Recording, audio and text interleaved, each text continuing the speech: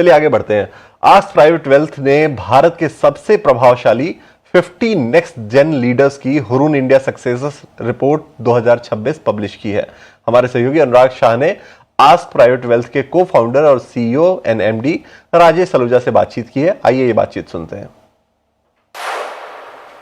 Sir, बहुत बहुत शुक्रिया हमसे बात करने के लिए। आपसे यही समझना चाहता था कि ये जो आप ASK प्राइवेट वेल्थ और हुरून इंडिया की जो रिपोर्ट आई है सक्सेसर 50 की, तो इसमें क्या संकेत मिल रहे हैं कि जो नए जमाने के उद्योगपति है, जो सेकंड जनरेशन थर्ड जनरेशन के प्रमोटर्स हैं या जो टॉप मैनेजमेंट में हैं, उनका दायरा कैसे बदल रहा है, वो कन्वेंशनल कारोबार के अलावा भी दूसरे कारोबार में एक्सपेंड कर रहे हैं, जिससे ओवरऑल जो उनकी कंपनीज की मार्केट कैप है वो काफी जबरदस्त तरीके से बढ़ रही है।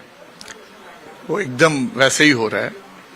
जो नई नई अपॉर्चुनिटीज हैं इंडिया में, रिन्यूएबल एनर्जी में, हेल्थ केयर में, डेटा सेंटर्स, सो एक तो ये नई जनरेशन पढ़ाई करके आ रही है, they are much more educated and they are using their experience to try and get into new age industry. तो इस लिस्ट में काफी ऐसी फैमिलीज हैं जिन्होंने नए बिजनेसेस के साथ ओवरऑल वैल्यू क्रिएशन किया है अपनी कंपनी में। वो ट्रेंड हम देख रहे हैं। दूसरा ट्रेंड है एज 40-45 के बीच में। तीसरा है कि काफी औरतें आ रही हैं लीडरशिप पोजीशन पे, जो पहले खाली मेल डोमिनेटेड होता था। ये तीसरा ट्रेंड है।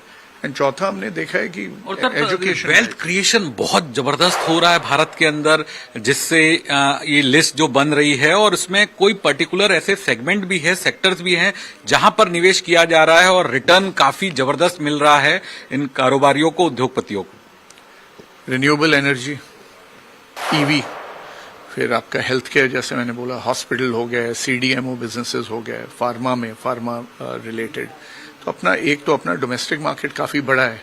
दूसरा, फॉरेन की कंपनियां भी इंडिया में काफी, कोरिया, जापान, US से ऑलवेज आना चाहती हैं। गवर्नमेंट की जो PLI स्कीम थी उसके थ्रू भी इलेक्ट्रॉनिक्स में काफी नए इन्वेस्टमेंट्स आए हैं। अगर आप देखें, एप्पल के फोन हो या टेलीविजन हो, एयर कंडीशंस हो, इसमें भी बहुत तेजी आ रही है। सो आई थिंक ओवरऑल काफी हम लास्ट 10 साल से देख रहे हैं कि काफी नई industries have come along with old industries and they are creating overall value. Okay, आखिरी सवाल होगा सर, तो जो सक्सेशन प्लानिंग है, तो आप बता रहे हैं कि जो कॉर्पोरेट्स हैं वो अपनी सक्सेशन प्लानिंग पे फोकस कर रहे हैं, जिससे जो उनका सक्सेशन का प्लान है वो अच्छी तरह से लागू हो सके।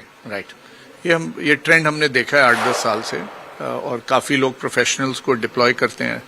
पहले से ही उनका प्लान बन जाता है कि मैनेजमेंट में कौन आएगा और ओनरशिप कौन रखेगा, एंड वो मेरिट पे जाते हैं, और उसके बाद वो ट्रेनिंग शुरू हो जाती है, बिजनेस में आना या एजुकेशन एक्सेट्रा। और वो फ्रेमवर्क जो हम बोलते हैं कॉन्स्टिट्यूशन बनाना, गवर्नेंस का, that is as important as succession planning. क्योंकि अगर वो नहीं है और खाली अजम्पशन पे है कि मेरे एक लड़का या 2 लड़के आएंगे बिजनेस पे, वहां पर कॉन्फ्लिक्ट होने का ज्यादा चांस है। तो जहां पर भी कंपनी की वैल्यू सिग्निफिकेंट है या बढ़ती जा रही है या अपॉर्चुनिटी ज्यादा है या बहुत फैमिली मेंबर्स हैं, वहां हमने देखा है ये ट्रेंड सक्सेशन प्लानिंग का बहुत अच्छी तरह से काफी फैमिलीज ने ऑलरेडी कॉन्स्टिट्यूट कर चुके हैं। चलिए, तो ये खास बातचीत आपने सुनी। अब आगे बढ़ेंगे और